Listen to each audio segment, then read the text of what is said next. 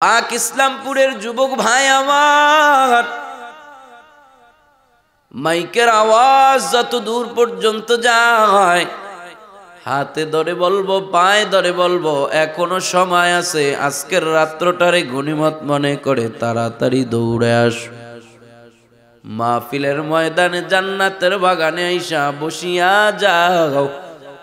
বলা যায় না আজকের এই মাহফিল জানি কার জীবনের শেষ মাহফিল হয়ে যায়, ঠিক কিনা?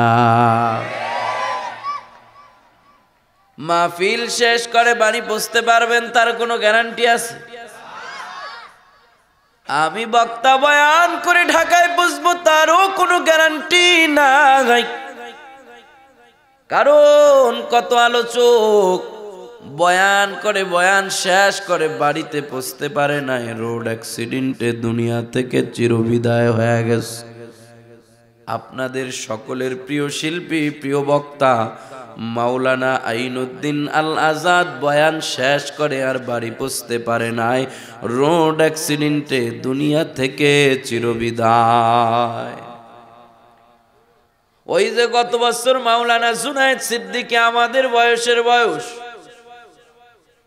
তরুণ আলোচক ওই নারায়ণগঞ্জের মাওলানা জুনায়েদ সিদ্দিকী এক সপ্তাহ সফরে বের হয়েছে। শেষ বয়ান শেষে স্টেজ থেকে নামার সাথে সাথে ছোট্ট সন্তান ফোন দিস, এক সপ্তাহ হলো বাবা তোমারে দেখতে পারি না, কোথায় আছো, এখনো কেন আসো না রে বাবা? বাবা সন্তানের ডেকে বলে, সন্তান আর কয়েক ঘন্টার মধ্যেই বাবা বাড়িতে চলে আসব, বাবা তোমার জন্য রকমারি মজা নিয়ে আসতেছি, বাবা ইসাই তোমারে কোলে নিব। আল্লাহর বান্দা স্টেজ থেকে নেমে গাড়িতে রওনা হয়, মাত্র 2-3 ঘন্টার মধ্যে গোটা বাংলাদেশ খবর ছড়ায়া যায়, তরুণ আলোচক মাওলানা জুনায়েদ সিদ্দিকী রোড অ্যাক্সিডেন্টে দুনিয়া থেকে চিরবিদায় হয়ে গেছে, সন্তানরে আর কোলে নেওয়া হয় না। ছোট সন্তান বাবার কোলে ওঠার অপেক্ষায় বাড়িতে অপেক্ষা করে রে ভাই, বাবার ও সন্তানের কোলে নেওয়া হয় না। সন্তান আর বাবার কোলে উঠতে পারে নাই, তার মতো যে আপনার আমারও হবে না এমন কোনো গ্যারান্টি আসেনি। আপনার আমারও আজকে বাড়িতে এই মাহফিলে আসা যাওয়ার পথেও তো মরণ হতে পারে, তবে আপনার আমার কপাল বড় ভালো, আজকের এই মাহফিলে আসা যাওয়ার পথে যদি আপনার আমার মরণও হয়ে যায়, আজকের এই মাহফিল যদি জীবনের শেষ মাহফিল হয়, তারপরও আপনার আমার কপাল বড় ভালো। কারণ মদিনার নবী জানা দেয়, মান সালাকা তরিকান ইয়ালতামিসু ফীহি ইলমা সাহহালাল্লাহু লাহু বিহি তরিকান ইলাল জান্নাহ। যেই বান্দাটা আল্লাহকে পাওয়ার জন্য, ইলমে দ্বীন শিখার জন্য কোনো পথের দিকে আগায়, আমার আল্লাহ ওই বান্দা বান্দির জন্য জান্নাতের রাস্তা সহজ করে দেয়। ও পাক ইসলামপুরের মুসলমান যুবক ভাই আমার, এ বৃদ্ধ বাবা, আমি আপনাদের কাছে জানতে চাই, আজকের এই মাহফিলে আসা দুনিয়ার কোনো উদ্দেশ্য আছে নাকি আল্লাহকে পাওয়া? কাকে পাওয়া? কাকে? আল্লাহর নামটা জবান দিয়া নিতেও বুঝি আপনাদের লজ্জা হয়। কাকে বলেন না কাকে? আরো জোরে বলেন না কাকে? আল্লাহ বলেন, উদউনি আস্তাজিব লাকুম, তোমরা আমি আল্লাহকে ডাকো, আমি আল্লাহ তোমাদের ডাকে সাড়া দিব। ও মুসলমান গো, আজকে আল্লাহকে বলার সুযোগ আছে, জবানে কথা বলতে পারেন কিন্তু আল্লাহকে ডাকেন না। অথচ দুনিয়াতে আল্লাহকে কোনো গোলাম যদি একবার আল্লাহ বলে ডাক দেয়, আমার আল্লাহ তার একবার আল্লাহ ডাকের জবাবে কম পক্ষে 10 বার সাড়া দেয়। মোহাব্বতে আমার আল্লাহকে একটু আওয়াজ দিয়ে বলে ডাক দেওয়া যাবে কি আল্লাহ? এখন ডাকবেন না আর কবে ডাকবেন? কবে ডাকবেন? ডাকার সময় তো এখন। আল্লাহর ওলি সফরে যায়, হঠাৎ করে তাকায়া দেখি বড় একটা কবরস্থান দেখা যায়। আল্লাহর ওলি কবর জিয়ারতের উদ্দেশ্যে কবরের দিকে আগায়, এত বড় কবর দেখে তার জবান থেকে বের হয়ে যায় সুবহানাল্লাহ। আপনারাও বলেন সুবহানাল্লাহ। আমার আগে আপনাদের সকলের শ্রদ্ধাভাজন ব্যক্তিত্ব মাওলানা জামানউদ্দিন মাহমুদ সন্দীপী হুজুর আপনাদেরকে 7টা জিকির শিখাইছে। এর মধ্যে একটা হলো সুবহানাল্লাহ, আলহামদুলিল্লাহ, আল্লাহু আকবার, লা ইলাহা ইল্লাল্লাহ। আর শাহির মুসলমান যুবক ভাই আমার, বৃদ্ধ বাবা, পর্দার আড়ালের মা আমার বোন, সুবহানাল্লাহ মানে কে পবিত্র? এই মিয়া কে পবিত্র? কে? আরে আপনি আল্লাহরে পবিত্র বললো আল্লাহ পবিত্র, পবিত্র না বললো আমার আল্লাহ পবিত্র। তবে আপনি আল্লাহকে পবিত্র বলে ঘোষণা দিলে আপনার কপাল ভালো। আল্লাহ বলেন তুমি যদি আমারে পবিত্র বলে ঘোষণা দাও, আমি আল্লাহ তো এমনিই পবিত্র, লাভ হলো তোমার, তুমি আমাকে পবিত্র বলার কারণে আমিও তোমাকে কিয়ামতের ময়দানে গুনাহ থেকে পবিত্র বানায় দিব। আতিনা ফি দারে দুনিয়া না হাসান, আতিনা ফি দারে উকবা না হাসান, ইয়া গিয়াসাল মুস্তাগীসিন হাদিনা লাফতিখারা বিল উলুমে ওয়াল গিনা, ইয়া ইলাহি तू मेरा माबूद है, या इलाही तू मेरा माशूक है। आवाज करे बोला जाबे कि अल्लाहु আকবার। আল্লাহর ওলি কবরস্থান থেকে জবান দিয়ে অগোচরে বের হয়ে যায় সুবহানাল্লাহ। আল্লাহর ওলি কবর জিয়ারতের উদ্দেশ্যে এত বড় কবর দেখে এবার কবরের দিকে আগায়। আগাইতে আগাইতে কবরের কাছে যাওয়ার পর হঠাৎ করে শুনতে পায় কবর থেকে মাওলা পাকের কোরআনের তেলাওয়াতের আওয়াজ। আল্লাহর ওলি মনে মনে চিন্তা করে কবরে থাকে মৃত্যু লাশ, ওই কবরে কিভাবে কোরআনের তেলাওয়াতের আওয়াজ? আল্লাহর ওলি কই কবরের মধ্যে তেলাওয়াতের আওয়াজ শোনার পরে তার অজান্তে আবারও জবান দিয়া বের করে দিছে আল্লাহু আকবার। আল্লাহর ওলি মনে মনে চিন্তা করে ওই কবরের লাশের জবান থেকে যে তেলাওয়াত করতে পারে ওই আমার বড় আল্লাহ। এই জন্য তার জবান দিয়ে বের হয়ে যায় আল্লাহু আকবার, আল্লাহ সবচাইতে বড়, যেটা কেউ পারে না ওটা যিনি পারে তিনি কে? আরো জোরে বলেন তিনি কে?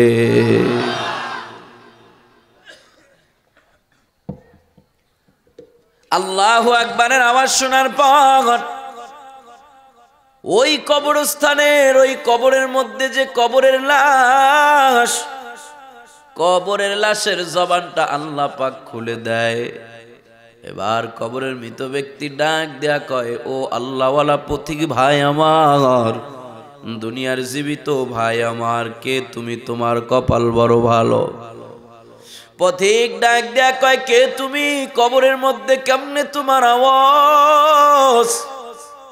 এই কবরের মধ্যে তুমি কি কোনো জিন্দা মানুষ নাকি? বলে না না, আমি কোনো কবরে জিন্দা না, অন্য 10টা কবরের মতো আমিও কবরের একজন লাশ।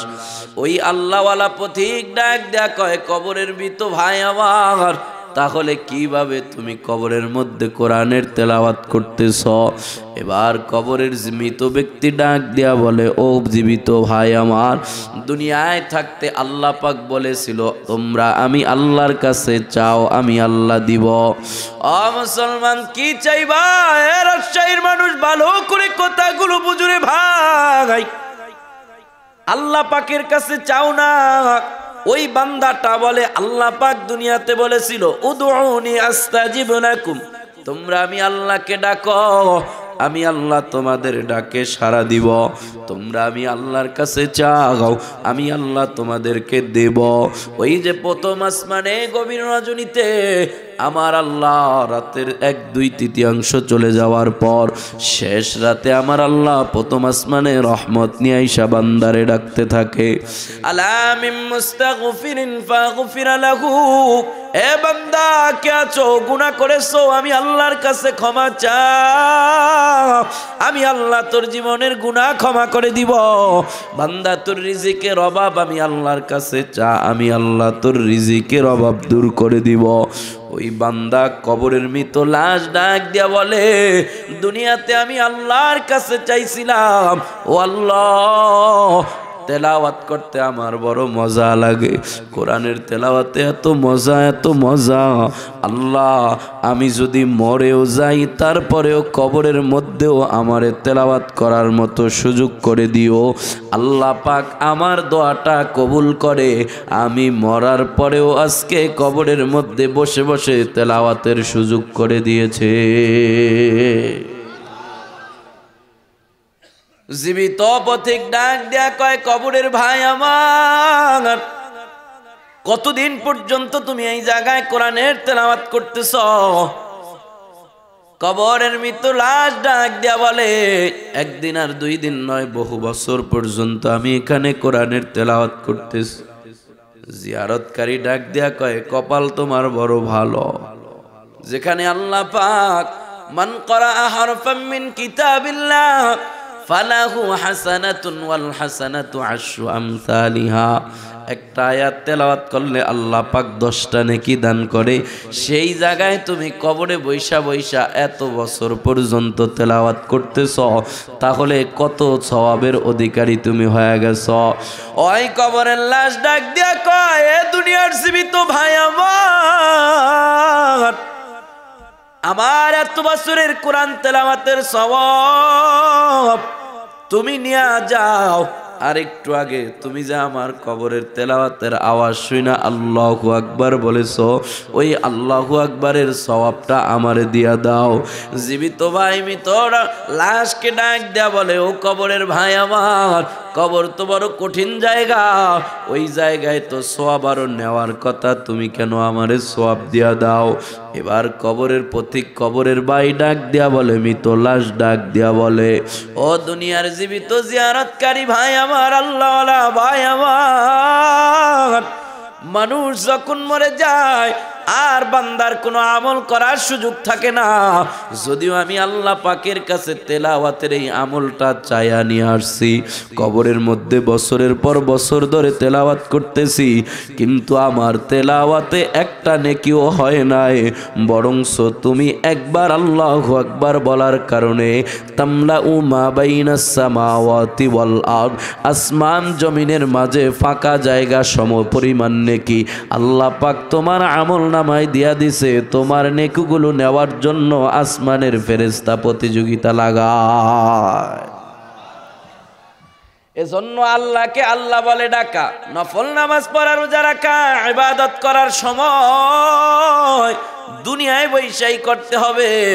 কবরে গেলে আর পারবেন না, কবরে চলে গেলে আর পারবেন না।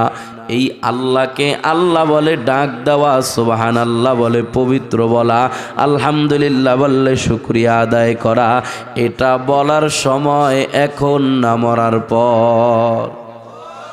ওয়া'বুদু রাব্বাকা হাত্তা ইয়াতিয়াকাল ইয়াকিন,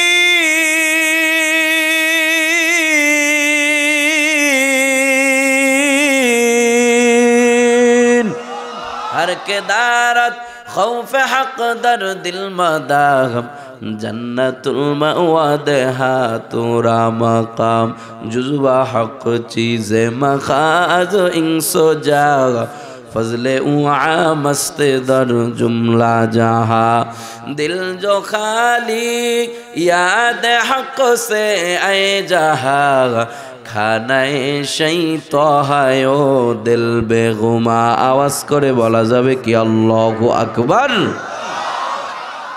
এখনো আল্লাহু আকবারের আওয়াজ হইতেছে না মুসলমানেরা। আর কবে আল্লাহু আকবারের আওয়াজ দিবেন? আপনারা এইভাবে চুপ করে নীরবতা পালন করেন, বিড়ালের ভূমিকা পালন করেন, দুর্বলতা দেখান, আর এই সুযোগে উগ্রবাদী হিন্দুত্বের ইস্কনেরা আমার সন্তানদেরকে, আমার ভাইদেরকে জবাই করে দুনিয়া থেকে বিদায় করতেছে। ঠিক কিনা? আওয়াজ করে বল। আর কত বিড়ালের ভূমিকা পালন করবেন? আর কত চুপ থাকবেন?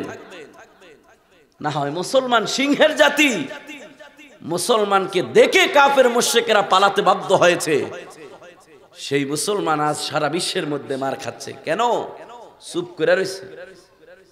আল্লাহু আকবারের তাকবীর দিতে, স্লোগান দিতে ভয় পায়, জিহাদের স্লোগান দিতে লজ্জা পায়। মুসলমানের ইতিহাস আছে, ঐতিহ্য আছে। আল্লাহু আকবারের ধ্বনি দিয়া বাংলার জমিন থেকে মুসলমান তাসলিমারে বিতাড়িত করেছে, হাইকোর্টের সামনে থেকে মূর্তি সরাতে বাধ্য করেছে, পর্দার বিরুদ্ধে আইন বাতিল করতে সক্ষম হয়েছে, এমনকি স্বৈরাচারদেরকে বাংলার জমিন থেকে বিতাড়িত করেছে। মুসলমানেরা জেগে ওঠেন, ইমানি চেতনায় ফিরে আসেন। আবার যদি ইমানের পাওয়ার নিয়ে নারায়ে তাকবীর আল্লাহু আকবারের স্লোগান দেন, গুটি কয়েক এই নাস্তিক মুরতাদ আর উগ্রবাদী ইসকনের শত্রুরা, ইসকনের দালালেরা আমাদের মুসলমানদের ইসলাম নিয়ে ষড়যন্ত্র করবে তো দূরের কথা, পালাইবার সময়টা পাবে না। ঠিক কিনা? আওয়াজ করে বলে। বিশ্ববাসী মানব মণ্ডলী সবাই মিলে প্রতিযোগিতা দিয়ে আগাও। কোন দিকে সবাই মিলে প্রতিযোগিতা দিয়ে অগ্রসর হব? আল্লাহ। বর্তমানের মানুষ যেই দিকে প্রতিযোগিতা দেয় ওই দিকে নয়, কারণ বর্তমানের মানুষের প্রতিযোগিতা হলো কে কার চাইতে কত বড় বিল্ডিং বানাইব। ঠিক কিনা? আল্লাহ বলে, গোলাম না না না না, আমি আল্লাহ ওই দিকে আগাইতে বলি নাই। সবাই মিলে প্রতিযোগিতা দিয়া আগাও। কোন দিকে? ইলা মাগফিরাতিম মির রাব্বিকুম, তোমাদের রবের মাগফিরাতের দিকে।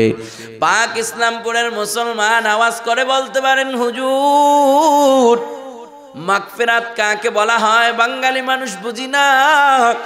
আল্লাহ পাক মাগফিরাতের দিকে দৌড়াইতে বলেছেন। মাগফিরাত কাকে বলা হয়? মুফাসসিরিন ইকরাম মাগফিরাতের দুইটা অর্থ লিখেছেন। এক নম্বরে মাগফিরাতের অর্থ হলো নেক আমল। আওয়াজ করে বলা যাবে কি কি আমল? নেক আমল আমাদের দরকার আছে না নাই? নেক আমল আমাদের কেন দরকার? অন্য আয়াতে আল্লাহ বলেন, ইন্নাল্লাযীনা আমানু ওয়া আমিলুস সালিহাতি কানাত লাহুম জান্নাতুল ফিরদাউসি নুজুলা। নিশ্চয়ই যারা ঈমান আনবে আর নেক আমল করবে, ঈমান আর নেক আমলের বিনিময়ে আল্লাহ তাদেরকে জান্নাতুল ফিরদাউস দান করবে। পাক ইসলামপুরের মুসলমান যুবক ভাই আমার, বৃদ্ধ বাবা, আমি আপনাদের কাছে জানতে চাই, জান্নাতুল ফিরদাউসে আপনারা যেতে চান কি চান না? কারা কারা যেতে চান? দুটা হাত উঠায় আল্লাহরে দেখান। ও দয়ার মালিক আল্লাহ, আজকের এই মাহফিলের দিকে রহমতের নজর দিয়া তাকায় দেখো। তোমার বান্দাগুলো দুনিয়ার জান্নাতে বৈশা আখিরাতের সর্বোচ্চ জান্নাত জান্নাতুল ফেরদাউসে বসার আশা পোষণ করেছে। আল্লাহ দুনিয়ার জান্নাতে যেমন কবুল করেছ, আখিরাতের জান্নাতে এইভাবে আমাদের সবাইকে একসাথে কবুল করিও মুহাব্বতে বলেন আমিন। আল্লাহও জানে আপনারা জান্নাতুল ফেরদাউসে যেতে চান, তবে জান্নাতুল ফেরদাউসে যাওয়ার জন্য দুইটা জিনিসের দরকার। এক নম্বরে ঈমান, দুই নম্বরে নেক আমল। ঈমান আমাদের সবার আছে না নাই? ঈমান আমাদের সবার আছে, যদিও একটু দুর্বল। হ্যাঁ, আমাদের ঈমান এত দুর্বল, এত দুর্বল, ভোটের সময় 500 টাকার নোটের কাছে ঈমান বিক্রি হয়ে যায়। আমাদের ঈমান এত দুর্বল, এত দুর্বল, 5 ওয়াক্ত নামাজের মুসল্লি হাজী সাহেব কপালে সেজদার দাগ লেগে আছে রে ভাই, এরপরেও সুদের ব্যবসা ছাড়ে না। আছে না নাই? ঘুষের পোটলা পাইলে বিচারটা মাতবরের আরেক দিকে জায়গা। সত্য কথা বলে যাই, মন দিয়ে শোনেন সবাই, এই সমাজের কোনো কাজে শান্তি মোটে নাই রে ভাই। ও অফিস আদালতে ভাইরে ঘুষ বিনে চলে না কাম, ঘুষের টাকা পাইলে বলে আসেন স্যার ওয়েলকাম, ঠিক কিনা? অফিস আদালতে বাইরে ঘুষ বিনে চলে না কাম, ঘুষের টাকা পাইলে বলে আসেন স্যার ওয়েলকাম। এই সমাজের আদালতে গরিব দুঃখীর ঠাই নাই, ঠিক কিনা? এই সমাজের আদালতে গরিব দুঃখীর ঠাই নাই। সত্য কথা বলে যাই, মন দিয়ে শোনেন সবাই, এই সমাজের কোনো কাজে শান্তি মোটে নাই রে ভাই। এত অপরাধ শুধু সমাজের মধ্যে এই কারণেই হচ্ছে, সমাজে আজকে আইনের সঠিক প্রয়োগ নাই, ঠিক কিনা বলে? মদ, গাঁজা, হিরোইন, ফেন্সিডিল প্রত্যন্ত গ্রাম অঞ্চলে পর্যন্ত ছড়ায় গেছে। অথচ বাংলাদেশে এই মাদকের বিরুদ্ধে জিরো টলারেন্স আছে না নাই? তারপরেও কেন দূর হয় না? কারণ বাস্তব আইনের প্রয়োগ নাই। আইন আছে ঠিকই, আইনের প্রয়োগ নাই। এদিক দিয়া পুলিশ দইরা নেয়, থানায় যাওয়ার আগে 10,000 খায়া কয় যা, কথা কয় রাস্তাই ছাড়াই দেয়, কাকায় একটু আগে দিস। কেন কেন কেন? কয় মুসলমান ইমানের দুর্বলতা। ইমান আছে তবে দুর্বল। ঘুষ পাইলে দেখবেন বিচার আর একদিকে জায়গা আছে না? সমাজের মাতবর বিপদে পড়ে গেছে, একবার ঘুষ দোনো পক্ষেই দিছে, বাদীও দিছে বিবাদীও দিছে। মানে এমন বিচার হয়েছে পুরুষ আর মহিলার গন্ডগোল। মহিলা খুব চালাক মানুষ, আইসা রাতের বেলা কানের যত স্বর্ণ গয়না আছে মাতবরের আয়া দিয়া দিছে, মাতবর সাহেব আমার সব স্বর্ণগুলো আপনারে দিলাম, আগামীকালকে সকালের বিচারটা আমার পক্ষে চাই। এই বেড়ার একটা মায়ের খাওয়াই তুই যাও, বিচার তোমার পক্ষে। পুরুষ মানুষেও কম চালাক, কম জিদ। এ বেড়ায় চাষ করতো, হাল চাষ করতো, হালের বলদ লইয়া মাতবরের বাড়িতে এসে হাজির। মাতবর সাহেব আস্ত গরুটা আস্ত বলদটা আপনারে দিয়া দিছে, আগামীকালকে সকালে বিচারটা আমার পক্ষে চাই। এই মহিলাটা খুব বেতাইল্লা, এর একটা মায়ের খাওয়াইতে হইব, পুরা আস্ত বলদটা দিয়া দিলাম, আগামীকালকের সকালে বিচার কার? আমার পক্ষে যাই। আচ্ছা যাও। সকালে বিচার কার্য শুরু হয়ে গেছে। মহিলা দেখে কি রে, বিচার দি সব আমার বিপক্ষে আইতেছে। মাতবরের কি স্বর্ণের কথা বুঝলা গেল গা? এখন এই বড়া মজলিসে কি মাতবরের স্বর্ণের কথা কোয়া যায়? যে কালকে যে আপনারা রাত্রে স্বর্ণ ঘুষ দিলাম, এটা কি কোয়া যায়? মহিলা ডাক দেখা, মাতবর সাহেব স্বর্ণ মুখে কোন কথা? কি কয়? স্বর্ণ মুখে কোন কথা, মানে স্মরণ করাইয়া দিছে স্বর্ণ মুখে কোন কথা। মাতবরে কয় কি কমু স্বর্ণ মুখে কথা, ওর বলদে তো ঘুরে এলাইছে আমার মাথা। এমন আছে না নাই? মুসলমান আল্লাহ বলে আমিনু কামা আমানান নাস, ঈমান আনো শক্তিশালী ঈমান, ঈমান আনো মজবুত ঈমান। যেমন সাহাবা একরাম ঈমান এনেছে, আমাদের ঈমান এত দুর্বল, আমাদের ঈমান আমাদেরকে মিথ্যা থেকে বাঁচাইতে পারে না, ধোঁকাবাজির ব্যবসা থেকে বাঁচাইতে পারে না। অথচ সাহাবা একরামের ঈমান এত মজবুত, ঈমানের পাওয়ার দিয়া গোড়া দৌড়ায়া সমুদ্রের পানির উপর দিয়া চইলা যায়, তাদের গোড়ার খুরের মধ্যেও পানি লাগে না। আউলিয়ারা কারে উকবা ইখতিয়ার, জাহেলারা কারে দুনিয়া ইখতিয়ার। জোরে বলেন আল্লাহু আকবার। এজন্য আল্লাহ বলে জান্নাতুল ফেরদাউস পাওয়ার জন্য দুইটা জিনিসের দরকার। এক নম্বরে ঈমান, দুই নম্বরে নেক আমল। ঈমান আমাদের সবার আছে, যদিও দুর্বল তাও আছে। এবার আমাদের জান্নাত পাইতে হলে নেক আমলের দরকার। যার যেই জিনিসের দরকার সে তো ওই জিনিসের দিকেই দৌড়ায়। আল্লাহ বলে যেহেতু তোমাদের জান্নাত পাওয়ার জন্য নেক আমলের দরকার, ঈমান আছে, এবার দুনিয়ার সবাই মিলে প্রতিযোগিতা দিয়া দৌড়াও দৌড়াও দৌড়াও, কে কার চাইতে কত আগে যাইতে পারো, কোন দিকে? বলে নেক আমলের দিকে। সুবহানাল্লাহ। কোন দিকে দৌড়াবেন? কোন দিকে? পাক ইসলামপুরের যুবক ভাই আমার, আমি জানি না এতদিন কে কোন দিকে দৌড়াইছেন, আমি জানি না। যুবক কুয়াকাটা, কক্সবাজার, সমুদ্র সৈকত, কম দিকে তুমি দৌড়ায় না রে বাবা, কম পথে তুমি দৌড়াও নাই। অথচ তোমার ঘরের পাশে মালিকের ঘর, 5 ওয়াক্ত নামাজে দৌড়াইতে পারো না। তোমার ঘরের পাশে আল্লাহর ঘর, সেখান থেকে মুয়াজ্জিন 5 ওয়াক্ত নামাজে তোমারে ডাকে, এরপরে তুমি সেই দিকে দৌড়াইতে পারো না। কত বৃদ্ধ বাবা আছে, একদিনও সন্ধ্যাবেলা চায়ের দোকানে যায় চা খাওয়া মিস হয় না, কিন্তু আল্লাহর ঘরে যাইতে পারে না। কত পথে দৌড়াইছেন। আজকে মালিকের এই মেসেজ পাওয়ার পর এই পাক ইসলামপুরের যুবক, বৃদ্ধ, নারী, পুরুষ সবার অন্যদিকে দৌড়ানোর পথ বন্ধ। আজকে থেকে অন্তরের পণ আর প্রতিজ্ঞা হবে, আল্লাহ পাক যতদিন বাঁচায় রাখে আর গুনার দিকে দৌড়াবো না। যতদিন আল্লাহ হায়াত দান করে ততদিন দৌড়াবো তো নেকের পথে দৌড়াবো, নেক সারা গুনার দিকে দৌড়াবো না। নামাজের দিকে দৌড়াবো, মসজিদের দিকে দৌড়াবো, নেক হয় যেখানে সেখানে দৌড়াবো, আর গুনার দিকে দৌড়াবো না। রাজি আছি ইনশাআল্লাহ? এখনো তুমি 5 ওয়াক্ত নামাজি হইতে পারলা না।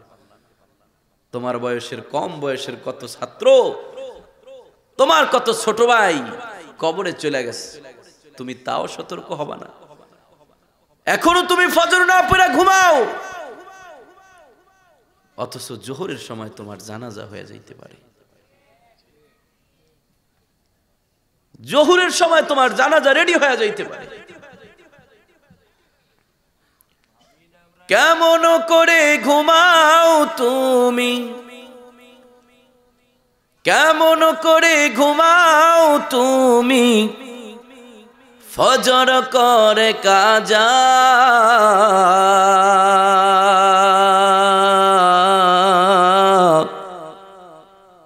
এমন তো হতে পারে জোহরে জানাজা তোমার, এমন তো হতে পারে জোহরে জানাজা। হতে পারে কি পারে না? তাই যদি হয় যুবক ভাই আমার, তোমার পায়ে হাত রাখি, এখন থেকে আগামীকাল ফজর থেকে নয়, এই ময়দানে বসে মালিকের এই নতুন মেসেজ পাওয়ার পরে, নেকের দিকে দৌড়ানোর মেসেজ পাওয়ার পরে অন্তরে প্রতিজ্ঞা করো। আমাকে হাত উঠায় দেখানোর দরকার নাই, অন্তরে প্রতিজ্ঞা করো আর বলো, আল্লাহ এখন নামাজি হয়ে গেছি, আগামীকাল থেকে নয়, আগামী সপ্তাহ থেকে নয়, শুক্রবার থেকে নয়, এখন থেকে নামাজি হয়ে গেছি। যদি আগামী ফজর আসার আগে আপনি মারা যান, আল্লাহর কাছে বেনামাজি নয়, নামাজি হয়ে উঠবেন ইনশাআল্লাহ। দৌড়াবো তো ইনশাআল্লাহ, 5 ওয়াক্ত নামাজ পড়বো তো ইনশাআল্লাহ। নবী আমার ডাক দেয়া বলে, ইন্নাকুম তাহইয়াউনা কামা তামুতুন। ও দুনিয়ার উম্মতেরা, ভালো করে শোনো, যে বান্দাটা দুনিয়াতে যে অবস্থায় মারা যায়, হাসরের ময়দানে ওই অবস্থায় ওঠে। আল্লাহ পাক বলে, গোলাম সবাই মিলে প্রতিযোগিতা দিয়া নেকের পথে দৌড়াও। তার মানে তোমার সারা জিন্দেগিটা নেকের পথে তরাও, নেকের পথে চালাও। যে কোনো একটা নেক অবস্থায় তোমার মরণ হবে। আর যদি নেকের দিকে না দৌড়ায় গুনার দিকে দৌড়াও, তাহলে যে কোনো একটা গুনাহ অবস্থায় তোমার মরণ হবে। যদি কারো গুনাহ অবস্থায় মরণ হয়ে যায়, হাসরের ময়দানেও গুনাহ অবস্থায় উঠবে। কেউ যদি আল্লাহ পাকের সামনে গুনাহ অবস্থায় ওঠে, তার ঠিকানা কোথায় হতে পারে আমার বলার দরকার নাই, আপনারাই ভালো বোঝেন। আর যদি কোনো আল্লাহর বান্দা সারা জিন্দেগিটা নেকের পথে দৌড়ায়া দৌড়ায়া খরচ করে, যে কোনো একটা নেক অবস্থায় তো তার মরণ হবে। যদি কোনো মানুষ নেক অবস্থায় মরণ হয়, হাসরের ময়দানেও আল্লাহ পাকের সামনে নেক কাজ করা অবস্থায় উঠবে। আল্লাহ তাকায় দেখবে, আমার গোলাম ও এখনো নেকামল অবস্থায় আছে। ও পাক ইসলামপুরের মুসলমান যুবক ভাই, বৃদ্ধ বাবা আমার, কেউ যদি হাসরের ময়দানে নেক অবস্থায় আল্লাহর সামনে দণ্ডায়মান হতে পারে, উঠতে পারে, ওর ঠিকানা কোথায় হতে পারে সেটাও আমার বলার দরকার নাই, আপনারাই ভালো জানেন। এজন্যই তো আল্লাহ পাক অন্য এক আয়াতের মধ্যে আপনারে আমারে উৎসাহ দিয়া, সতর্ক দিয়া জানায় দেয়, ইয়া আইয়ুহাল্লাযীনা আমানুত্তাকুল্লাহ ওয়াবতাগু ইলাইহিল ওয়াসিলা, ও বান্দা আল্লাহকে ভয় কর, ভয় কর, আর ওসিলা তালাশ কর, ওসিলা তালাশ কর। কিসের ওসিলা? নিজের জিন্দেগির নাজাতের ওসিলা তালাশ করো। ওসিলার একটা অর্থ হলো নেক আমল। এইদিকে আল্লাহ বলে নেকের পথে দৌড়াও, ওইদিকে আল্লাহ বলে ওসিলা তালাশ করো নাজাতের।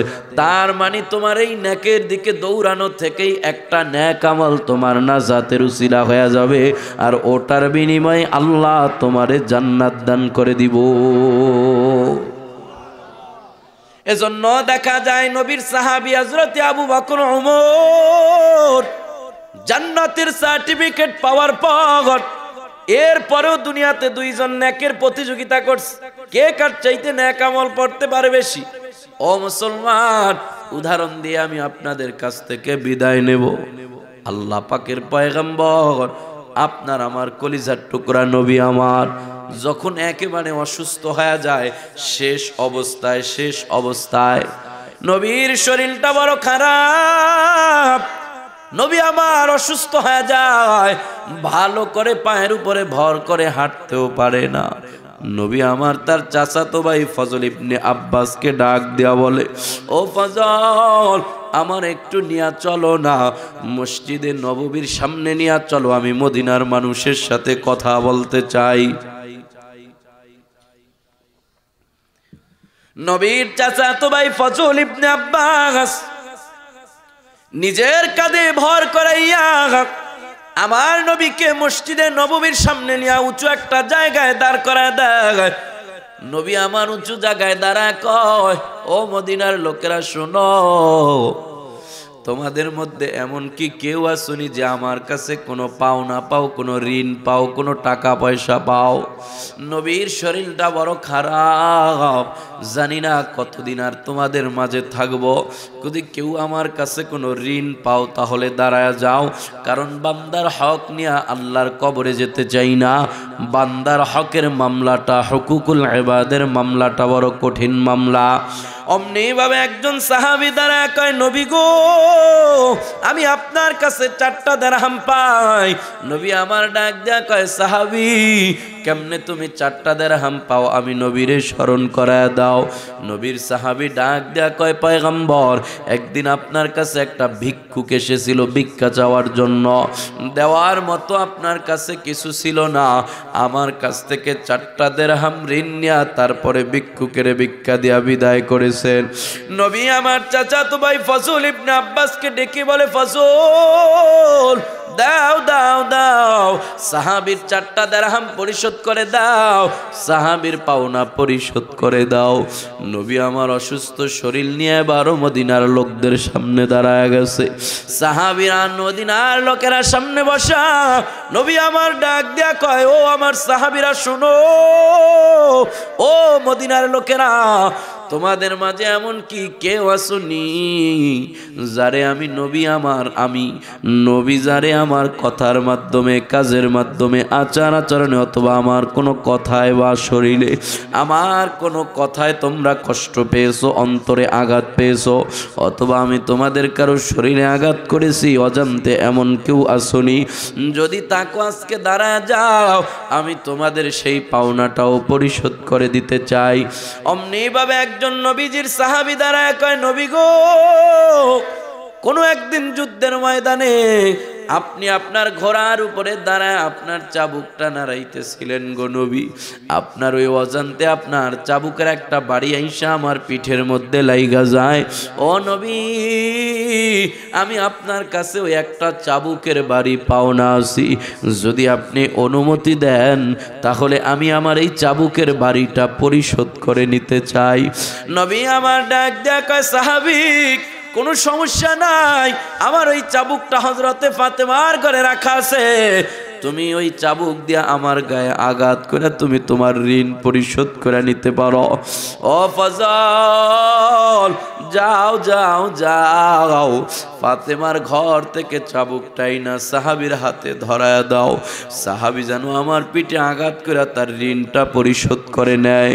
অমনি ভাবে আবু বকর দাঁড়ায় কয়, নবীর সাহাবী সাবধান, আমি আবু বকরের সামনে আমার নবীর গায়ে আঘাত করতে পারবা না, আমি আমার নবীরে আমার জীবনের চাইতেও বেশি ভালোবাসি। ওই যে হিজরতের সময় 6 মাস পূর্বে আমার নবী আমার একটু ইশারা করেছিল, আবু বকর রাতের বেলা হিজরত করা লাগতে পারে রে আবু বকর। আমি আবু বকর নবীর ইশারা পাইয়া ওই দিন বলার পর থেকে হিজরতের দিন রাত পর্যন্ত আমি আবু বকর 6 মাসে আমার বিছানার সাথে পিঠ লাগায় ঘুমাই নাই।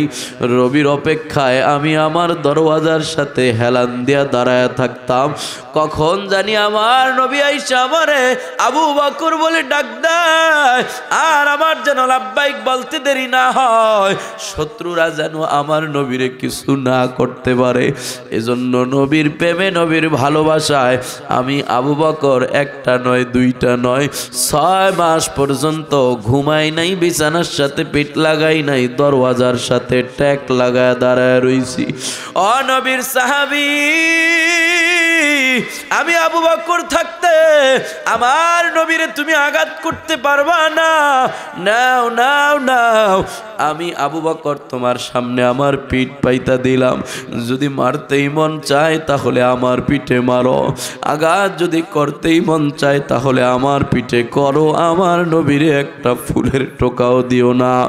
ওমর দ্বারা কয়, নবীর সাহাবী সাবধান, আমি ওমরের তরবারির ব্যাপারে তো ভালোই জানো, আমি ওমরের তরবারি যদি খাপ থেকে খুলে যায় তাহলে রক্ষা নাই, আমার সামনে আমার নবীরে মারবা না। না, আমি ওমর নবীর কল্যাণের জন্য গিয়া নিজের কল্লাটা নবীর কদমে দিয়া দিছি। নবীরে জানের চাইতে বেশি ভালোবাসি, প্রাণের চাইতেও বেশি ভালোবাসি। ওই নবীরে আমি ওমরের সাথে তোমার সামনে তুমি আঘাত করবা, আমি ওমর সহ্য করতে পারবো না। না না না, আমি ওমর তোমার সামনে আমার পিঠ খুলে দিলাম, নাও নাও নাও নাও, একটা নয় দুইটা নয়, যত মন চায় তুমি আমার পিঠে আঘাত করে তোমার প্রতিশোধ নাও, তারপরেও আমার নবীরে তুমি আঘাত করতে পারবা না। ওমর আবু বকর এমন কথা বলার পর হযরতে নবী করিম সাল্লাল্লাহু আলাইহি ওয়াসাল্লাম ফজলকে ডাক দিয়া বলে, ফজল যাও যাও, বাড়িতে যাও, আমার চাবুকটা নিয়ে সাহাবীর হাতে উঠাইয়া দাও। ফজল দৌড়া ফাতেমার বাড়িতে যায়। ফাতেমার ঘর থেকে যেই মাত্র নবীর চাবুকটা নিয়ে ফজল রওনা হয়, অমনি ভাবে ফাতেমা ডাক দিয়া বলে, ফজল আমার বাবার শরীরটা তো বড় খারাপ, বাবা আমার ভালো করে পায়ের উপরে ভর করে দাঁড়াইতে পারে না, এরপরেও আমার বাবা এই চাবুক দিয়া কি করবে, চাবুক নিয়ে এখন কেন তুমি যাও, এই চাবুক তো আমার বাবার যুদ্ধের চাবুক, এই চাবুক দিয়া আমার বাবা এখন কেমনে যুদ্ধ করবে, বাবা তো বড় অসুস্থ।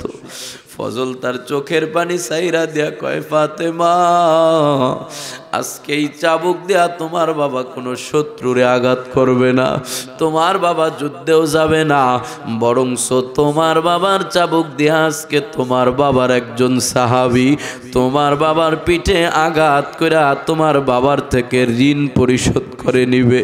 এমন কথা শোনার পর ফাতেমার জবানে কান্নার আওয়াজ।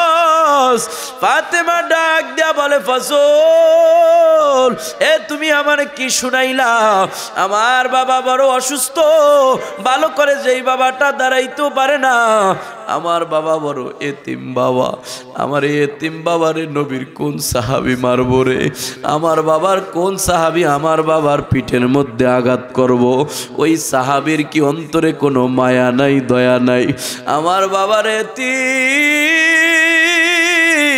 আমার বাবা কেমন এতিম জানো, আমার বাবা কোনোদিন তার বাবারে দেখে না, বাবা ডাকের মধ্যে কি মজা নবী আমার জানেই না, কারণ আমার নবী তার বাবারে কোনোদিন দেখে নাই, মায়ের গর্ভে থাকা অবস্থায় তার বাবা দুনিয়া থেকে বিদায়। ফাতেমা ডাক দিয়া কয়, ও ফজল মাত্র 6 বছর বয়সে আম্মা হারাইয়া আমার বাবা বড় এতিম হয়ে গেছে, আমার এতিম বাবাটা রে মক্কার কাফের মুশরিকেরা কম মারা মারে নাই। মাঝে মধ্যে খানায় কাবার সামনে আমার বাবার গলার মধ্যে কাপড় পেঁচাইয়া এত জোরে টান মারতো, আমার বাবার জিব্বাটা বাহির হয়ে যাইতো। এই চাঁদের মতো চেহারা আমার বাবার রক্তে লাল হয়ে যাইতো, লাল বর্ণের হয়ে যাইতো।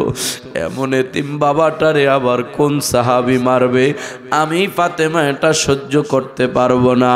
ফাতেমা এবার ডাক দেয়া কয়, হাসান, এ হুসাইন, কই আছো? আয় আয় আয় আয়, আমার এতিম বাবাটারে জানি কে মারবো রে। যা যা যা, তোরা তাড়াতাড়ি যা, বাবার ওই সাহাবীর সামনে তোরা তুই ভাই তোদের পিঠ পাইতা দে। আমার অসুস্থ বাবার যেন না আমারে, আমি ফাতেমা সহ্য করতে পারবো না। নবীর কলিজার টুকরা নাতি দয় হযরতে হাসান আর হোসেন দৌড়ে যায় ওই সাহাবীর সামনে, যা কয়, নবীর সাহাবী, এ নানাজির সাহাবী, না না না, আমার অসুস্থ নানাজিরে আঘাত কইরো না। দুই ভাই সাহাবীর দুই হাত ধরে টানে আর কয়, ও নানাজির সাহাবী, এই চাঁদের মতো চেহারার দিকে তাকাইলে তোমার কি একটু মায়া লাগে না? কেমনে তুমি এই চেহারাওয়ালা মানুষটারে মারবা? আমার নানাজি অসুস্থ, দেখো পায়ে বর দিয়া হাঁটতে পারে না। আমার অসুস্থ নানাজির মেরো না, আম্মাজান সহ্য করতে পারবে না। ও নানাজির সাহাবী, নাও নাও, আমি হাসান, আমার ভাই হোসাইন, দুই ভাই তোমার সামনে দুইটা পিঠ পাইতা দিলাম, একটার দুইটা নয়। যদি আজকে সারাদিনও আমাদেরকে মারতে মন চায়, তারপরও আমাদেরকে মারো, আমার নানাজিরে মাইরো না, আমার আম্মা সহ্য করতে পারবে না। নবী আমার চোখের বাড়ি সাইরা কয়, হাসান, এ আমার হোসাইন, পাগলামি করুন আরে নানা যান, সইরা যাও। বান্দার মামলার ব্যাপারে, বান্দার হকের মামলার ব্যাপারে কোনো শিথিলতা নাই। হাসান, হোসাইন, আবু বকর, ওমর, তোমরা পাগলামি করো না, সরে দাঁড়াও। নবী আমার ডাক দেয়া কয়, ফজল, দাও দাও, চাবুকটা আমার সাহাবীর হাতে দিয়া দাও। নবীর সাহাবীর হাতে যখন ফজল চাবুকটা ধরায় দেয়, নবীর সাহাবী আস্তে আস্তে নবীর দিকে হাইটা আসে। নবীর পিঠে আঘাত করার জন্য সাহাবীদের ভিতরে কান্নার রোল পড়া যায়। আবু বকর কাঁদে, ওমর কাঁদে, হযরতে হাসান হোসাইনের কণ্ঠেও কান্নার আওয়াজ। নবীর সাহাবী নবীর পিঠে আইসা, পিছনে আইসা কয়, নবী গো, আপনি যখন আমারে আঘাত করেছিলেন ওই সময় আমার শরীরে কোনো কাপড় ছিল না। ও নবী, আপনার গায়ে এখন জুব্বা আছে, আপনার জুব্বার উপর দিয়া যদি আঘাত করি তাহলে প্রতিশোধটা সমান সমান হবে না। আপনার পিঠের কাপড়টা উঠাইয়া দেন, খালি পিঠে আমি আঘাত করে পরিশোধ করে নিতে চাই। আবু বকর ডাক দেয়া কয়, নিষ্ঠুর সাহাবী, যেই গায়ে আল্লাহ পাক মশা মাছি বসা হারাম করে দিয়েছে, ওই গায়ের কাপড়টা উঠাইয়া খালি গায়ে বুঝি তুমি মারবা? একটু কি দয়া লাগে না? আমার আবু বকর রে মারো, ওমরে রে মারো, তারপরেও আমার নবীরে মাইরো না, আঘাত কইরো না। কাফের মুশরিকেরা নবীরে মারছে, তাই সহ্য করতে পারি নাই, না দেই খাও। আজকে নিজের চোখে বুঝি আমার নবীর গায়ের আঘাত দেখবো, আমি আবু বকর কেমনে সইব? ওমর বলে, আমি ওমর কেমনে সইব? হাসান হুসাইন বলে, না না, নানাজির সাহাবী, নানাজির মাইরো না, আমাদেরকে মারো, আমাদেরকে মারো। নবী আমার পিঠ পাইটা দিছে, এবার নিজের কাপড়টা, শরীরের জুব্বাটা উঠাইয়া পিঠটা খালি করে দিছে। যেই মাত্র নবী আমার নিজের শরীরের কাপড় উঠা দিছে, ওইভাবে সাথে সাথে অমনি ভাবে নবীজির সাহাবী নিজের হাতের চাবুকটা ফালাইয়া আমার নবীর খালি শরীরটা পাইয়া আমার নবীরে জড়ায়া ধরছে। আমার নবীর পিঠের সাথে তার শরীরটা নিয়ে মাখামাখি করে। আমার নবীর ঘাড়ের উপরে মোহরে নবুয়তের চিহ্ন আছে, ওই মোহরে নবুয়তের চিহ্নর মধ্যে সাহাবী চুমা লাগায়া দিয়া এবার নবীর পা ধইরা সারা কান্দে আর কয়, নবী গো, কেমনে আপনি ভাবলেন আপনাকে আমি মারবো? আপনাকে সকালে একবার দেখার পর বাড়িতে যায় আর থাকতে পারি না, দুপুরে না দেখলে সহ্য হয় না, বিকাল বেলা আইসা আবার একবার আপনারে দেখা যায়, ঘরে বৈশা খিদা লাগে তো আপনার দিকে আইসা তাকাই, 7 দিনের খিদা নিবারণ হয়ে যায়। ও নবী, আপনাকে আঘাত করা আমার উদ্দেশ্য না, বরংস আপনি যখন আঘাত প্রতিশোধ পূরণ করে নেওয়ার সুযোগ দিয়েছেন, আমি মনে মনে আমার নাজাতের একটা ওসিলা বের করার জন্য ফোন দিয়ে এই পদ্ধতি করলাম, আমার শরীরটা আপনার দামি জান্নাতি শরীরের সাথে লাগায়া দিলাম। নবী আমার সাহাবীকে জড়ায় ধরে বলে, সাহাবী তোমার কপাল এত ভালো, নিজের নাজাতের জন্য এমন একটা উসিলাই বের করে নিয়েছ, যেই উসিলাটা নাজাতের জন্য 100% কার্যকর। আমার শরীরের সাথে তোমার শরীরটা লাগানোর কারণে আল্লাহ পাক তোমার শরীরের জন্য জাহান্নামের আগুন চিরস্থায়ীভাবে হারাম করে দিয়েছে। রহমতে আলম নবী, নবী দুজাহান, সাহাবীরা নবীর প্রেমে হইল কুরবান, বলেন সাহাবীরা নবীর প্রেমে হইল কুরবান। উস্তুনে হান্নানা ছিল খেজুর গাছের নাম, যেথায় বসে খুতবা দিতেন রাসূল আকরাম। তোমরা আরো শুনবানি সুন্দর কাহিনী, জান্নাতীদের রুমে রুমে আমার নবীর নাম। আল্লাহু আকবার, জোরে বলেন আল্লাহু আকবার। পাক ইসলামপুরের মুসলমান নবীর সাহাবী নিজের নাজাতের উসিলা বাহির করে নিছে। আপনারা মনে মনে বলতে পারেন, হুজুর নবী আমাদের মাঝে নাই, আমরা কারে জড়ায় ধরে আমাদের নাজাতের উসিলা বের করে নিব? আল্লাহর নবী 1500 বছর চলে গেছেন আমাদেরকে ছেড়ে। আবু বকর নবীরে পাইয়া জান্নাতি হয়ে গেছে, ওমর নবীর যুগ পায় নবীরে পাইয়া নবীর সাহচর্যে থাইকা নবীর সাথে জান্নাতি হয়ে গেছে। আমরা নবী পাই না, আমরা নবীর সাথে জান্নাতে যেতে চাই, দুনিয়াতে নবীরে জড়ায় ধরতে পারি নাই, আখেরাতে যায় জান্নাতে নবীরে জড়ায় ধরতে চাই, কিন্তু কেমনে যাব? ওমর তো নবীরে পায়া জান্নাতি হয়ে গেছে, ওসমান নবীরে পায়া জান্নাতি হয়ে গেছে। নবী আমার বলে, পাক ইসলামপুরের মুসলমান উম্মত আমার, 1500 বছর পরে আসছো, মনে দুঃখ করো না, আবু বকর আমারে পায়া জান্নাতি হইছে, তোমরা আমারে পাও নাই তো কি হইছে? মান আহাব্বা সুন্নতি ফাকাদ আহাব্বানি ওয়া মান আহাব্বানি কানা মাই ফিল জান্নাহ। যে আমি নবীর সুন্নতের মোহাব্বত করে, আমি নবীর আদর্শরে মোহাব্বত করে, ওই বান্দাটা কেমন যেন আমাকেই মোহাব্বত করে। যে আমার আদর্শরে জড়ায় ধরে, ওই বান্দাটা কেমন যেন আমার এই জড়ায় ধরে। 1500 বছর পরে আইসা পাক ইসলামপুরের মুসলমানরা যদি আমি নবীর সুন্নতের, আমি নবীর আদর্শরে জড়ায় ধরের মাধ্যমে আমাকে মোহাব্বত করে, ওয়ামান আহাব্বানি কানা মাই ফিল জান্নাহ, আমাকে যে মোহাব্বত করে সে যেহেতু আমার সাথে জান্নাতে থাকে। 1500 বছর পরে আসছো তাতে সমস্যা নাই, আমি নবীর আদর্শকে মোহাব্বতের মাধ্যমে আমাকে মোহাব্বত করে আবু বকর ওমরের মতো তোমরাও জান্নাতি হয়ে যাইবা। ও পাক ইসলামপুরের মুসলমান, সাহাবী নবীরে পায়ে জড়ায় ধরছে, আমরা নবীর আদর্শ পাইছি, আদর্শকে জড়ায় ধইরা এই আদর্শের মাধ্যমে নবীকে মোহাব্বত করে জান্নাতে যেতে চাই কি চাই না? কারা কারা জান্নাতে যেতে চান? 2 হাত উঠান, আল্লাহকে দেখান, নারা দেন। আল্লাহ আপনার নবীর আশিকেরা